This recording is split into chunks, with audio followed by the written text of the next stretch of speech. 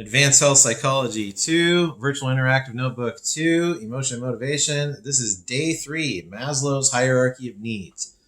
I have included a picture from your text, and I want you to just copy this into your notes. This is today's notes. So it starts with physiological and it ends with self-actualization, and the entirety of today's notes is this picture. Go ahead and copy it in. This is the idea that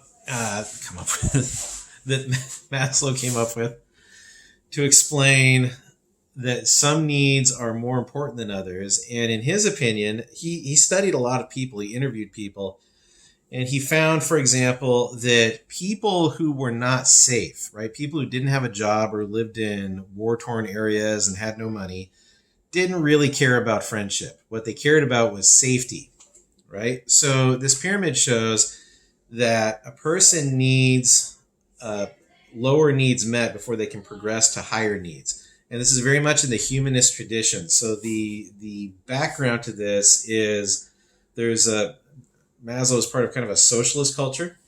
I want you to know that. I'm not saying that's good or bad. This theory does seem to be fairly valid. But it was the idea that if you give people what they need, then they will be good people.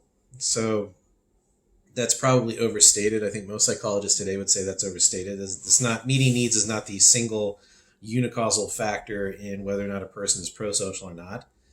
But there's definitely something to this. So Maslow's pyramid starts down with physiological needs, and that's your need for food, water, shelter, and warmth. So if you've ever been really, really hungry, right, you missed a couple meals, you forgot your lunch, there's no money in your school account, and you're not going to eat until you go home, right? You missed breakfast, you missed lunch, you're really, really hungry. Are you sitting there thinking about, wow, I hope I get a job? Probably not. Probably you're just thinking about food. So you go home and you get some food and you feel better, but you don't have a job, right? And you're thinking, man, I want to buy this and that. Maybe you want to buy a car or something, but you don't have a job. Are you thinking about your friends? Oh, I want more friends. Are you thinking about getting a job? So you go and you get a job and you start earning a paycheck, and now you can buy that car. And you're just driving around alone to and from work in your car, and you think, wow, I'm lonely. I wish I had friends. So you start saying hi to people at school, and you get some friends. And they're kind of mean, right? They criticize you, and you get the idea that you're taking most of the abuse in this group, but at least you have friends. But then you think, I don't really like how I'm being treated here.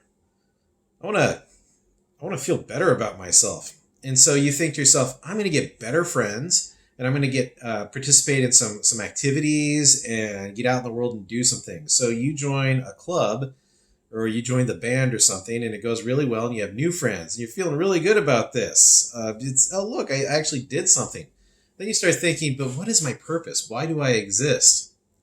And then you decide to go get a psychology degree, become a therapist, and then you help people, and now you feel great. We have just moved through Maslow's hierarchy of needs. So for Maslow, people don't really care what they think about themselves if they're starving. If they're starving, they just want to eat. So if you meet someone's physiological needs, or if they meet their own physiological needs, now they're concerned for security. If they're not safe, they don't care about friends. But let's say they become safe. Well, now they want friends. So let's say they get friends. And let's say that the friends are kind of mean to them, and they realize this is not the best group of friends. Well, it's better than not having friends, I guess. Nobody wants to eat lunch in the cafeteria alone, right? But let's say they start accomplishing things and feeling good about themselves. Or maybe they'll get new friends then, right? So they move up to esteem, and then they start thinking, why am I here? What is my purpose in life? So for Maslow, something like 5% of people will ever self-actualize. There you go. That is Maslow's hierarchy of needs. For today's output activity, I want you to discuss where you are on Maslow's hierarchy of needs in at least 3 sentences. Now, for me, my physiological needs are met, and that's a big deal. I mean, I still have a job in this coronavirus thing. I feel very safe and secure. I have a job. No one's trying to hurt me here in Almsville in my house. I have fantastic friends, most of whom are involved with the school district. Self-esteem, I've been building self-esteem gradually, and I think that's where I am. I think I'm building self-esteem. I'm definitely not self-actualized. I don't think I've fulfilled my grand purpose in life, but I'm doing okay. So that's how I would analyze myself. So I want you to analyze yourself in that way for the output. Thanks very much. See you next time for day 4.